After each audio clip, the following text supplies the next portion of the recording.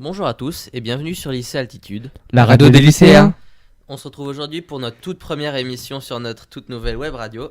Et du coup, on va commencer par vous annoncer quelques petites choses qui vont se passer dans l'établissement ces prochains mois. À savoir, le 24 mars, il y a la journée porte ouverte du lycée où on va vendre des petits gâteaux et tout, ça va être trop bien. Le 7 mai, c'est la date de la photo de classe. Pensez à venir déguisé, mais pas en force de l'ordre. Et il faut qu'on voit votre visage. Pensez bien à ça. Et le 12 juin, c'est la journée des talents. Pensez à venir nombreux voir les talents de votre lycée. Et maintenant, ce que vous attendez tous, la rubrique des profs absents. Par Nathan. Eh bien, le mardi 20 mars, les profs de PS ne seront pas là car ils sont au plan ski jeune jusqu'à jeudi.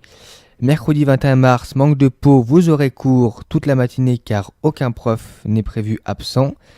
Le jeudi 22 mars, Madame Mercier, Madame Dalbianco, Madame Boncopain seront absentes. Et les vendredis 23 mars, Madame Jaffrèche, Madame Freza, Madame Adriano et Monsieur Badin. Merci Nathan, maintenant je sais que j'ai cours toute la semaine, c'est super. Maintenant on passe à la chronique histoire de Nathan, mais attention c'est pas le même. À toi Nathan. Bonjour à tous, je vais vous présenter aujourd'hui la chronique histoire. Durant les prochaines semaines, on va s'intéresser au 19e siècle, un siècle important mais qui n'est pas couvert par les programmes scolaires ou si peu. Nous ferons débuter notre période en 1815 avec le Congrès de Vienne et nous l'arrêterons en 1914 avec le début de la Première Guerre mondiale. Aujourd'hui, comme vous l'avez compris, nous allons nous occuper du Congrès de Vienne. En effet, après la période napoléonienne et la Révolution française, les puissances vainqueurs doivent se réunir pour redessiner la carte de l'Europe. En effet, 20 ans, voire plus, de révolutions ont bouleversé les frontières et les peuples. Les 4 grands vainqueurs, le Royaume-Uni, la Russie, la Prusse et l'Autriche, redessinent la carte de l'Europe. Par exemple, le pays de la Pologne disparaît complètement. Il est partagé entre les États continentaux de l'Autriche, de la Prusse et de la Russie.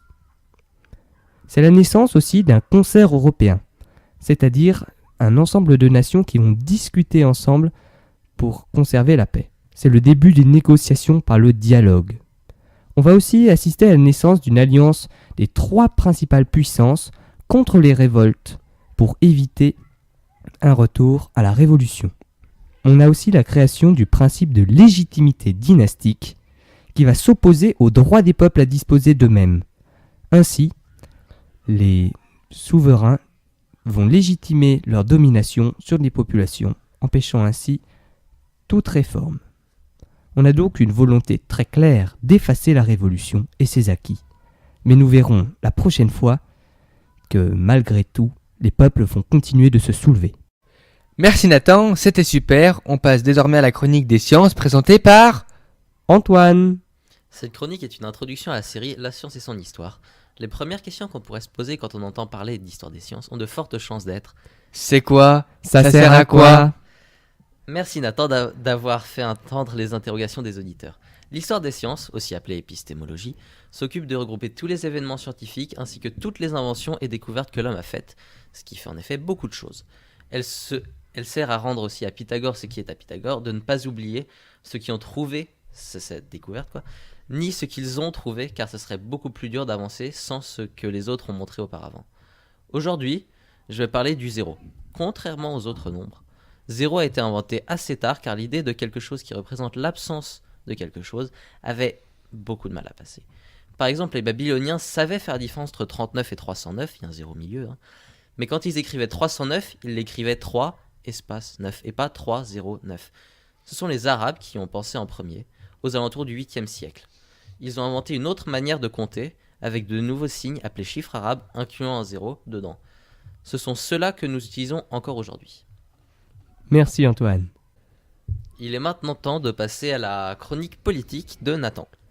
Après ces 2 chroniques que j'espère vous ont plu, on va passer à un autre sujet tout aussi passionnant, le bac. Après la réforme des collèges, c'est maintenant la réforme du bac qui rentrera en vigueur en 2021. Pour l'instant, vous passez votre bac dans toutes les matières avec des coefficients différents en fonction de votre filière. Vous êtes aussi dans différentes classes S, ES et L. Avec la réforme du bac, ce sera fini les filières. Seules les filières technologiques comme STMG, STI2D ne changeront pas de nom. Petite nouveauté aussi, la classe de terminale sera appelée classe de maturité. Ne me demandez pas pourquoi, ça il faudra voir avec le ministre. Revenons plus en détail dans le nouveau bac. Alors que le bac compte aujourd'hui 10 épreuves, avec la réforme, il n'en comptera plus que 4. Comme le mentionne le site internet L'étudiant, il y aura 2 épreuves qui vous passerez après les vacances de printemps de l'année de terminale sur les disciplines que vous aurez choisies comme spécialité. Les résultats obtenus à ces 2 épreuves seront pris en compte dans Parcoursup, nouveau nom pour les études post-bac remplaçant APB. Les 2 autres épreuves que vous passerez en juin de l'année de terminale seront la philosophie et un oral sur un projet. Celui-ci sera individuel et durera 20 minutes. Le projet en question sera réalisé sur 2 années. En première, vous travaillerez en groupe, mais en terminale, vous devrez travailler individuellement. Alors, apprenez à être autonome. Notez que comme actuellement, vous passerez en épreuve anticipée en fin de première, l'épreuve de français, écrite et orale. Les 4 épreuves, ainsi que celle du français, compteront pour 60% de la note totale du baccalauréat. Pour les 40% restants donc, ils seront évalués en contrôle continu, sous 2 modalités. 30% correspondront à des épreuves ponctuelles de type bac blanc.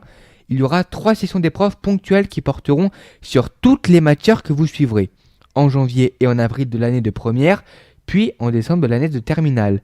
Les copies seront, comme pour le bac d'aujourd'hui, corrigées par d'autres enseignants et seront anonymes.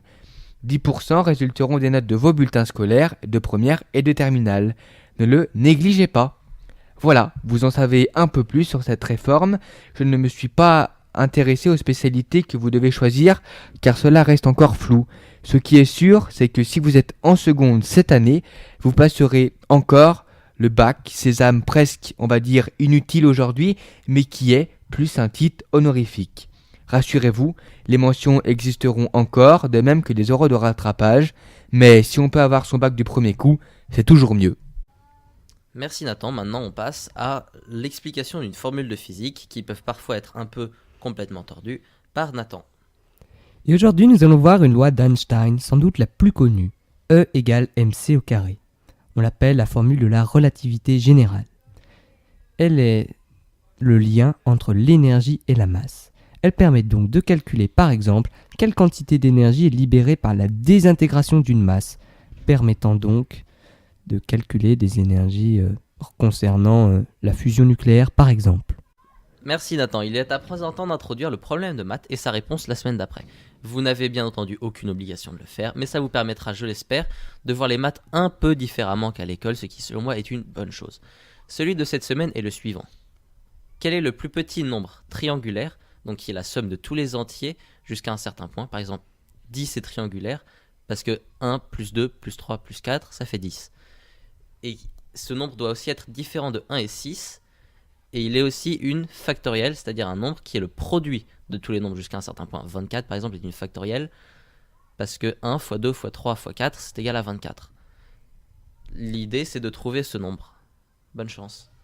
Il est à présent temps de clore cette première émission, j'espère qu'elle vous aura plu, et on se retrouve la semaine prochaine pour une nouvelle émission de Lycée Altitude. La radio des lycéens.